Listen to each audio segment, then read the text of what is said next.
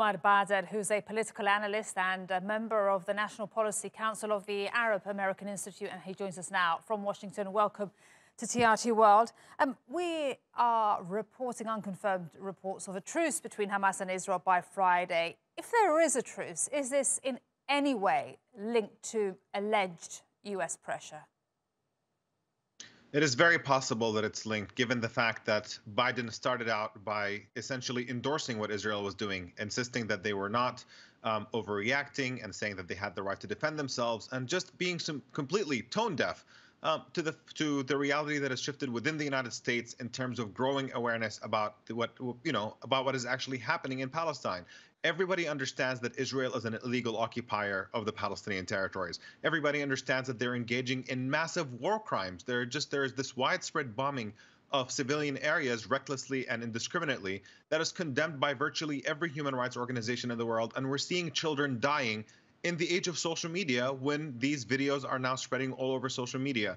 So it was incredibly tone deaf for Biden to continue down the path that he was, insisting on just reverting to that standard policy. And he came under tremendous pressure, which is why he ended up attempting to draw a line in the sand by saying that he expects de-escalation to happen imminently. Of course, Biden does not even have to say any of these words. He could simply end American complicity in Israel's crimes, and he can bring those crimes to an end if the United States says that it's no longer going to fund the Israeli military with billions of US dollars. Then these crimes would end almost instantly. And that's the leverage that the United States has failed to use so far. But at least this tougher rhetoric may have indeed played a part in de-escalating the situation in the coming days, hopefully. And let's talk a bit more about that leverage.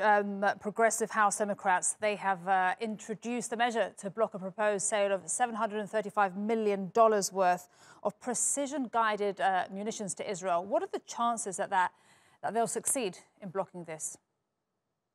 I guess we're going to have to wait and see, but certainly there is mounting pressure that is happening right now from within President Biden's own party, the Democratic Party. If you look at opinion polling, a majority of Democrats, the electorate, believes that the United States should reduce funding for the Israeli military precisely because of its violations of Palestinian human rights. So that's a very, very drastic shift. And you're seeing more and more members of Congress who are willing to stand up on the floor of the House and insisting that Israel is committing crimes and insisting that the United States hold them accountable for the crimes that they are committing. So this is a very, very significant shift, and we certainly expect that kind of sea change to continue escalating as people have become much more aware about this fundamental hypocrisy in American foreign policy, where the Biden administration in one breath says that human rights are the focus, are the center of American foreign policy. And then on the other hand, he's continuing to supply weapons to people who are committing absolutely atrocious crimes that are just universally condemned and are causing so much carnage. So certainly that pressure will continue mounting. And on that very point, Amnesty International is calling for the pattern of Israeli attacks on residential homes in Gaza to be investigated as war crimes.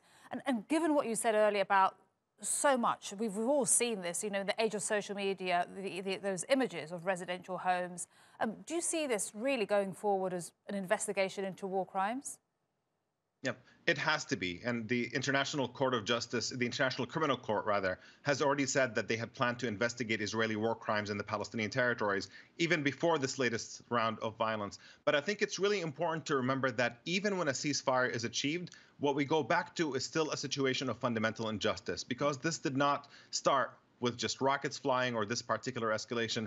The status quo for Palestinians is that they are living under Israeli apartheid. It's an illegal occupation. Israel is obligated to end the siege on Gaza and to allow the people of Gaza to breathe free air and to be able to travel in and out and get clean water. And it's preventing them from doing this. And as well as in the West Bank, where Palestinians are under efforts of ethnic cleansing and settler violence that is universally condemned by human rights organizations. So this ceasefire cannot be the end of things. We need a fundamentally different approach that pushes Israel to start respecting Palestinian human rights and to treat them with the dignity and respect that they deserve, to treat them as equal human beings, to see them as equal human beings so that they can enjoy the same freedom and rights that Israelis currently enjoy.